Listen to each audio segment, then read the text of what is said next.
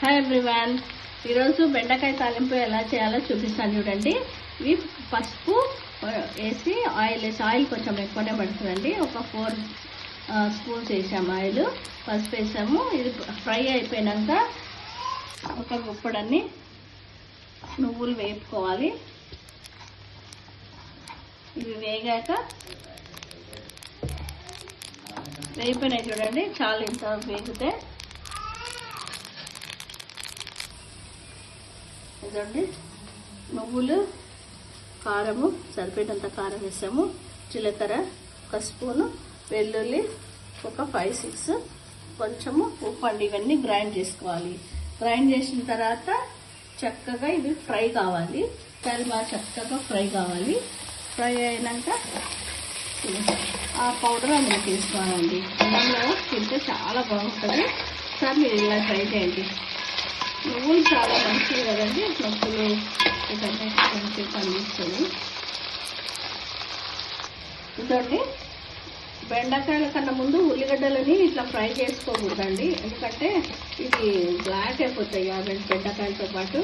ఇవి బెండకాయలు వేగిపోయినాక ఇప్పుడు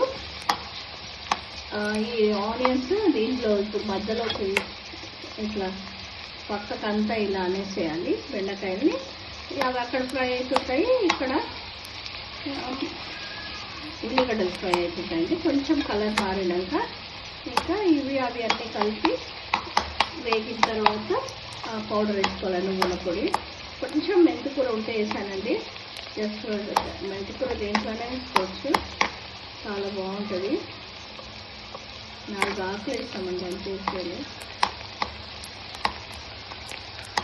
బెండకాయ ఫ్రై అయింది కదండి, ఇంతకన్నా ఎక్కువ ఫ్రై చేసుకుంటే అన్నంలో కలుపుకోవడానికి రాదండి. ఇట్లా ఒక ముద్ద తిని చూడండి, అసలు ఎంత బాగుంటుందో. ఇదండి ఇప్పుడు మనము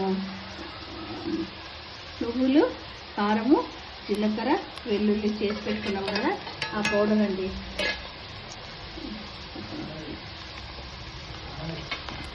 ఇది చక్కగా కలుపుకోవడం అయితే నూనెలో అనుకోండి, మధ్యలోకి ఇట్లా అంటే బాగా కలుస్తుంది, అప్పుడు కలుపుకోవచ్చు.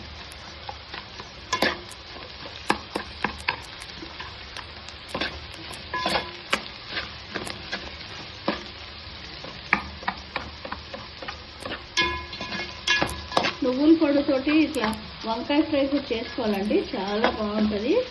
వంకాయలు కొత్తిమీర కారంతో చేసుకోవచ్చు, చూపిస్తాను, అది రేపు చూపిస్తాను.